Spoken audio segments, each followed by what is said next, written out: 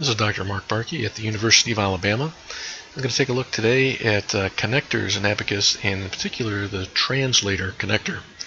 ABAQUS has a lot of connectors that they've developed over the last few years, from what I can tell, and there's some particular features that make connectors kind of interesting. You can allow for, if you're modeling a joint, you can allow for kind of a little bit of slop or a little bit of play in the joint. And there's quite a large variety of connectors. I think they say they're related to multi-point constraints. I think they're much more general than multi-point constraints, and allowing for slop and things like this.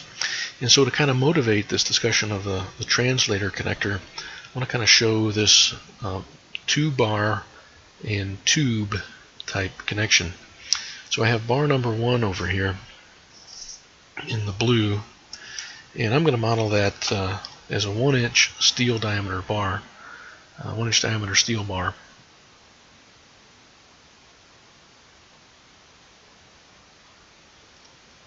And I'm going to make this 10 inches long this way. It's going to be a solid bar. And then I'm also going to model 10-inch segment of a steel bar over here for segment number 2 in red. And then there's this section right here that's kind of in the middle that's going to be the connector.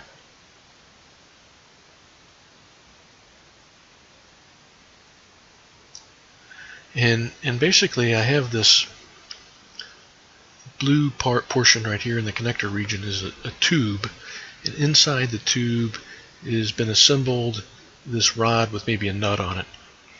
And that nut can be pushed into this until it hits this plug, a 1/2 inch, and it can be moved over to the right until it hits kind of the catch on the other side, and we'll have that distance of 2 inches.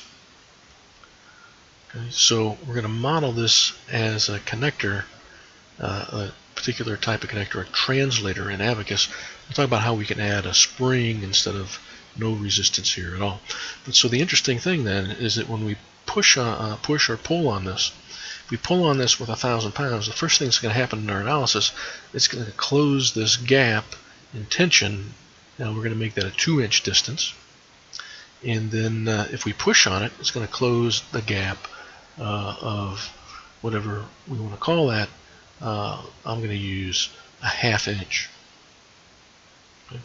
So it'll account for that rigid body motion, and then it'll start to transmit the forces into these other bars. Okay. Alright, so let's go over to ABAQUS. I'm not going to go through every single step on setting up the beam elements I'm going to use. I'm just going to use one-dimensional beams. But let me show you what I've got. So this segment right here is a 10-inch long segment. This is a 10-inch long segment. I'm just using beam elements. And I made a profile for my beam. And so here's a 1/2 inch radius round bar, a 1-inch diameter. And then let's take a look at my section. Here is the section. I'm using profile 1.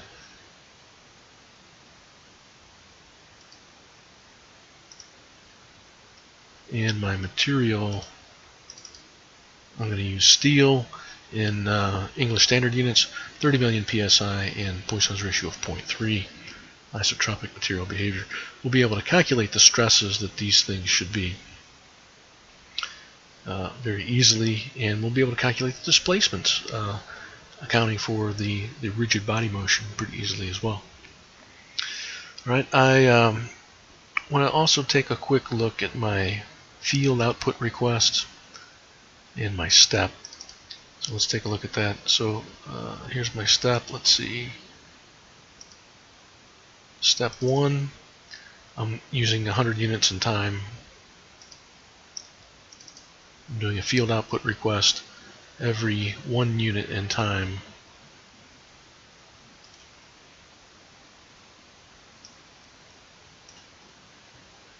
And one of the things I have in here, in addition to the pre-selected defaults, I have this NFORCSO, nodal forces in beam section orientation.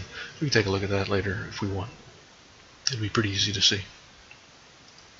So in this segment that's 10 units long, I have 10 elements, and over here I have also 10 elements. So it's a fairly coarse mesh, but all we're doing is applying an axial load to it. Alright, in order to create this connector, what I'm going to need to do is to create a wire feature. So let's see if I can find that in here in the right area. Let's see.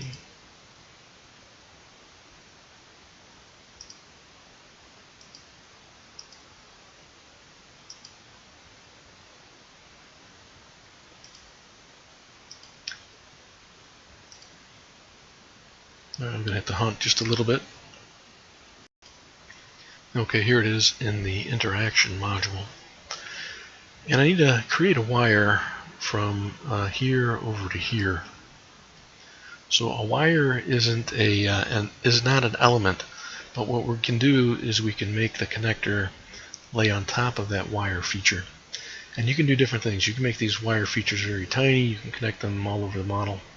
For our purposes, we're just going to add one, and we're going to start it over here. There's our first point, and we're going to come over here. There's our second point, and we're done.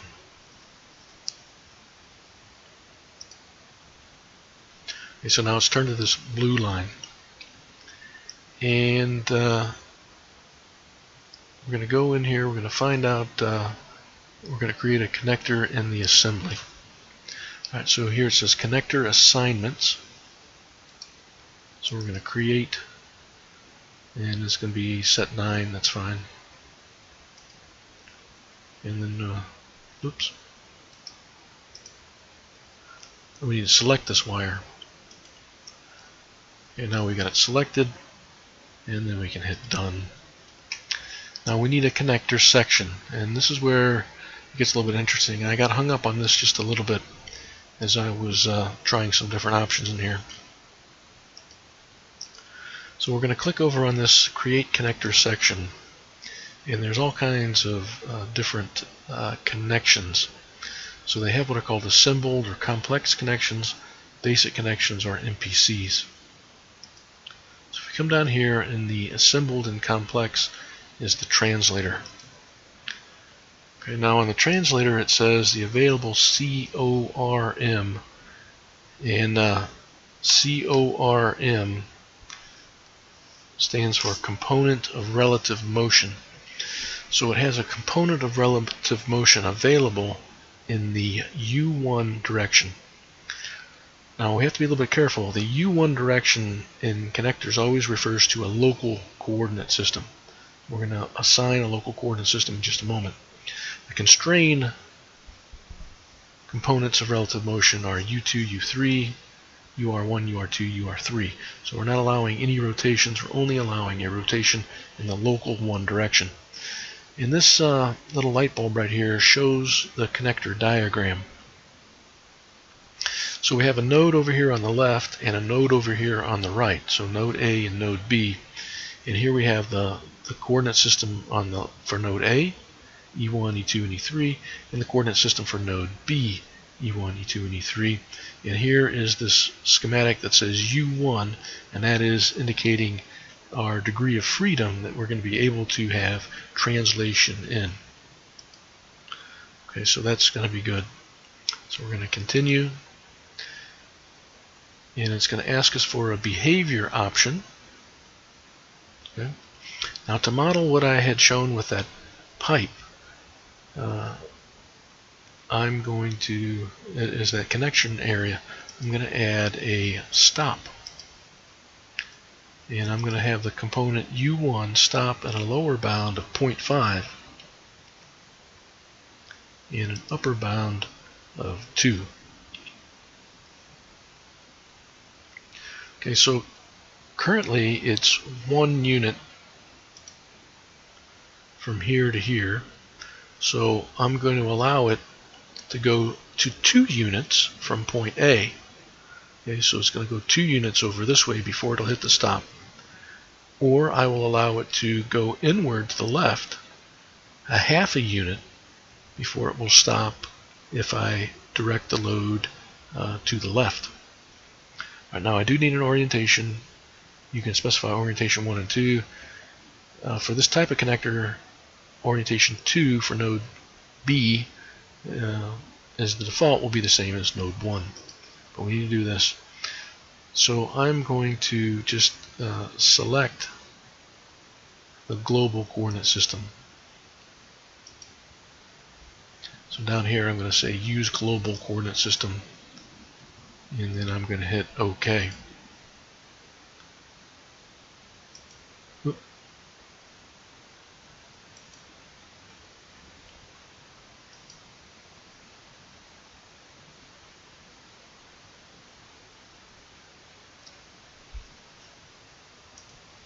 Alright, so let me specify this as a rectangular first. Let's see what we do here. We're going to create the origin. For some reason it didn't let me choose the global one. But let me put this right at the start of this node right here, and I know that's at 10, 0, 0.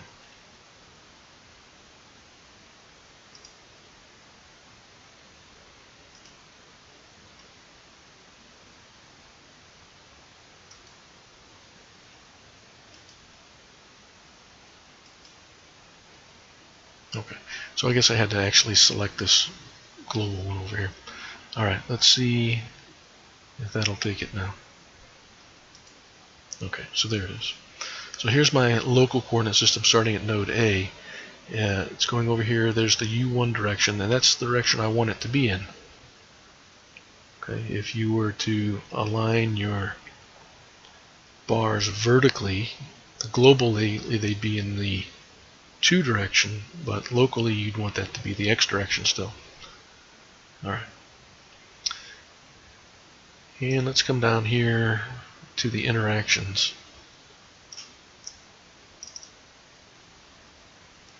Okay, so I have a stop, and that should be all I need.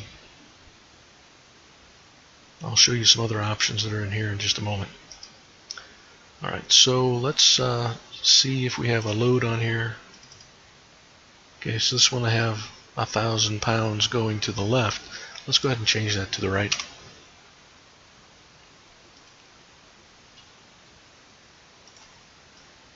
Alright. And I'm going to save this and submit the job.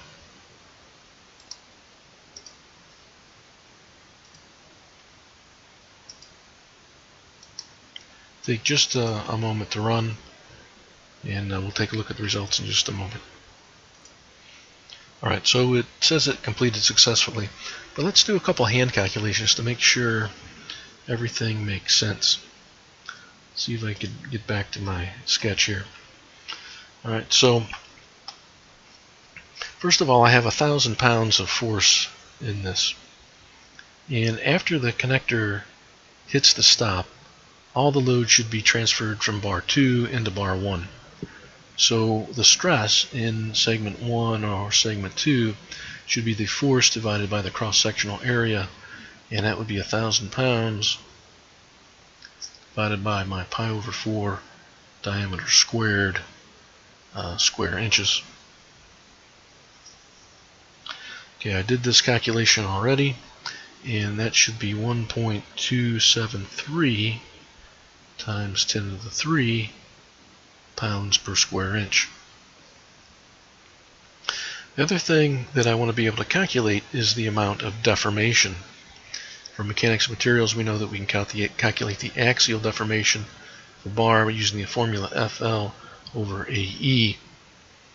And so for a force of 1,000 pounds in a 10-inch length divided by the area and the modulus of elasticity, that will give me over 10-inch length 424.4 times 10 to the minus 6 inches. Now, for 2 bars that are 10 inches long, the total deformation will be twice that much, 848.8. times 10 to the minus 6. And if we want to account for displacement, we'd have to account for the rigid displacement. So over on the right side,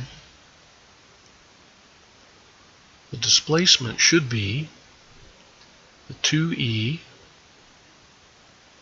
plus, well, we started at 1 inch, and it can move 1 inch before it engages.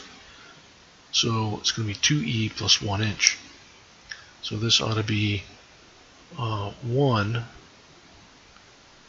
well, let's do it this way, 1 plus 848 times 10 to the minus 6 inches.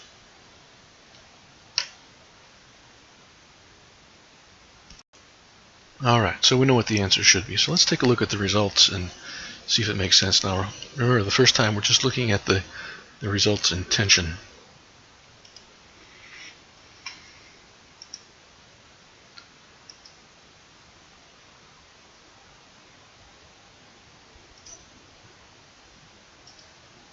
Alright, so this is the Mises stress. And let's animate this a little bit. So it's lighting up here, these different colors. If we go all the way to the end, the stress is uniform, and it's 1.273 times 10 to the 3. And that is exactly what we said it should be right here.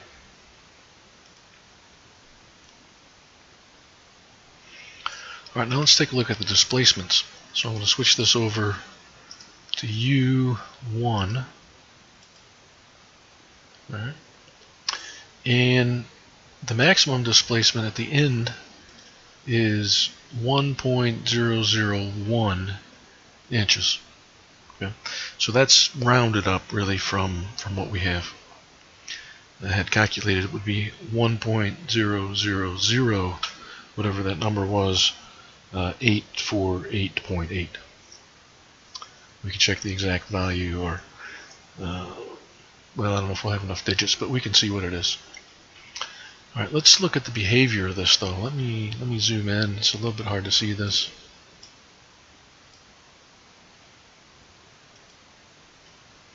Okay, so I'm going to step through this. Remember, we had 100 steps in this, so I'll do a few and then we'll skip. So it's fixed over on this side, and I'm applying a load over on the right. And on my first step, you can see that the displacements went all the way over by a unit.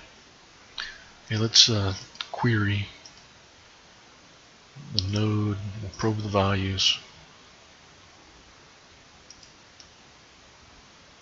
Let's see here. Not sure why that didn't let me do that.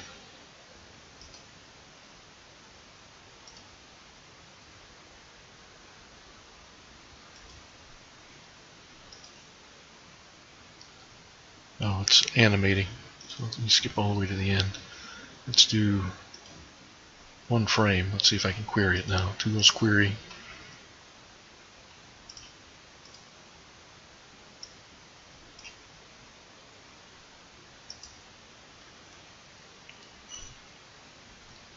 Okay, so that's already at 1.00001. Okay, so that's the first little bit after that. Let's go to the end.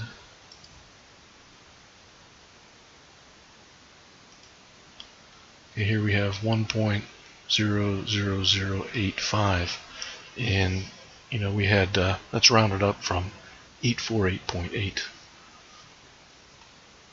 because we had that 1 inch. You know, we only have so many significant digits. All right, so that looks like the right displacement, and it shows the right behavior. You can see it jumping past that 1 inch. So let's maybe go back to that first frame. Here we should have 0 displacement at this point, so no value. We'll go 1 frame into it.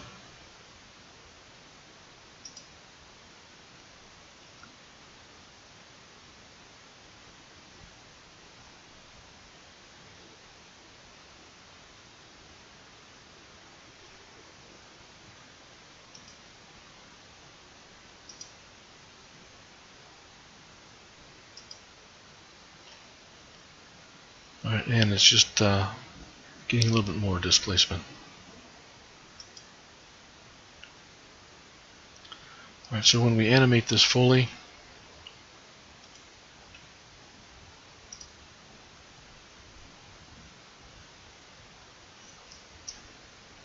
see, the displacements really aren't changing because it's moved all the way out here, and the 1-inch rigid body motion is kind of overwhelmed the rest of the deformation in the bar. Alright, so let's reverse the load.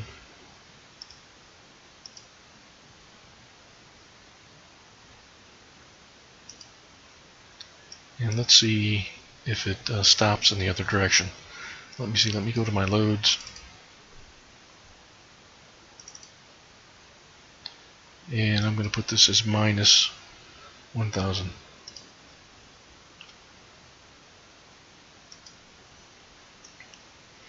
Okay, so now with my load pushing in, it should go a 1/2 inch, or this is 1 inch apart right now. It should go 1/2 inch, and then it should start transmitting the load. So let's go ahead and submit that. And we'll take a look in just a second. Alright, so let's take a look.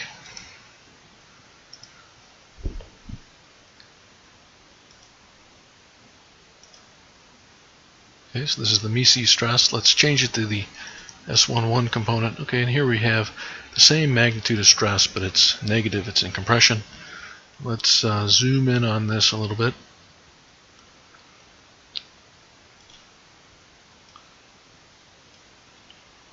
A little bit hard to see in that blue.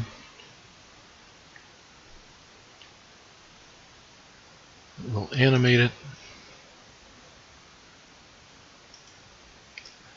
Okay, so that's the starting frame 0, and watch what happens to this point right here when I step it in. 1 frame, see it moved a 1/2 inch, and now it will start transmitting stress. Okay, so right now it's at 0 stress, but when it steps through the frames, it should start to increase in magnitude. It's getting a smaller stress because it's in compression. If we go ahead and just play this animation, and you can see those different colors. Now another thing we can do then is we can change this to the displacement. If we change it to U1, okay, 0 displacement is red. Now these points over here are deforming a little bit. It's just that it's being overwhelmed by the 1/2 inch rigid body displacement here as well. Alright, so that's kind of an interesting thing that I'm just kind of playing around, learning about in ABAQUS, so I wanted to share that. Let me bring up this connector section. Another thing that's kind of interesting is you can put in a lock. Okay, you can also put in friction, damping, elasticity, and so forth. So you can put in a lock. Let me describe what a lock would be in my mechanical analogy that I have here. If you had a pin that was sitting right here, and maybe there was a hole right here, if you move this bar forward, this red bar forward, and that hole lined up with this section right here, this pin would drop in here, and if we think of this being long enough, then that would serve as a lock. So it's a directional displacement that freezes up the mechanism and then transmits the forces. So you can specify that lock distance in the translator. If we go back, so that was lock, you can specify elasticity. You can put a spring in here, and you can put in the spring coefficient if you want to do that. Here's where I was getting tripped up when initially. I was using this as a rigid on U1, but that's effectively freezing my mechanism and not allowing my stops to engage at those particular points that I want it to. It's not allowing any rigid displacement. So you can think of this more like a weld. and that kind of maybe you don't want to have that typically if you want to have rigid body translation. So that was messing me up for a while. So you can erase that by deleting it and just go with these positional stops. So you can do friction, plasticity damage, and all these kind of interesting things in here as well. Alright, so my goal, personal goal, is to learn a bit more about different connectors in ABAQUS. And if I can figure some other things out that look interesting, I'll try to share that as well.